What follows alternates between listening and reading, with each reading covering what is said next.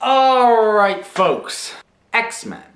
Not the one that they're making right now. They're currently shooting X-Men Days of Future Past. I have gone back and rewatched the original X-Men, and I think that's probably going to kick off my revisiting and just sort of look at them now through the lens of what's happened since. This isn't really a review. It's more of a look back. And the first thing I kind of noticed doesn't hold up as well as I would have thought. And I don't mean in terms of special effects. I mean, special effects age, that happens. But the feel of the thing doesn't hold up.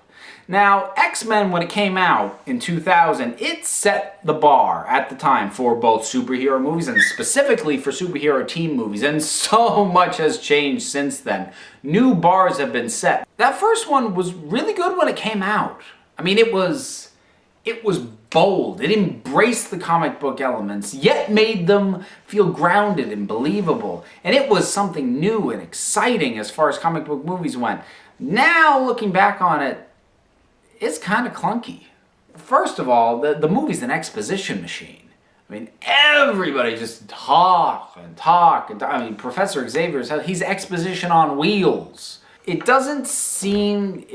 It doesn't want to be a team movie. It wants to be a Wolverine movie, but it's got to put everybody else in there because, you know, because Fox didn't feel Wolverine could carry the movie on his own. They thought later he could. We all saw how that turned out. But it's Wolverine's movie. It's Wolverine's franchise, really, in hindsight.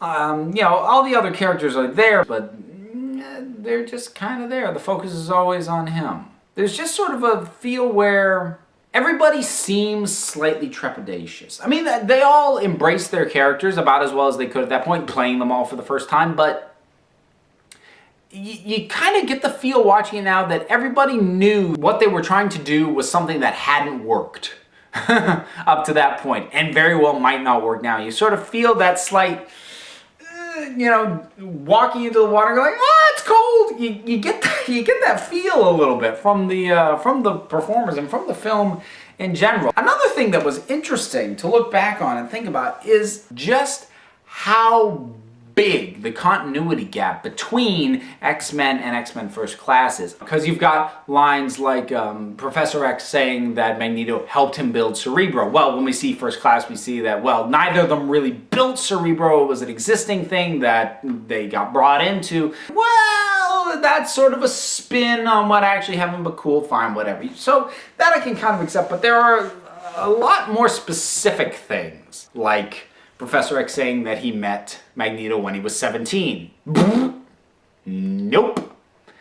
There's, you know, the whole thing with Mystique being involved with Professor X in their youth. If she's got that history with him, the danger she puts him into when she sabotages Cerebro now seems a little bit, really? Not a hint of remorse?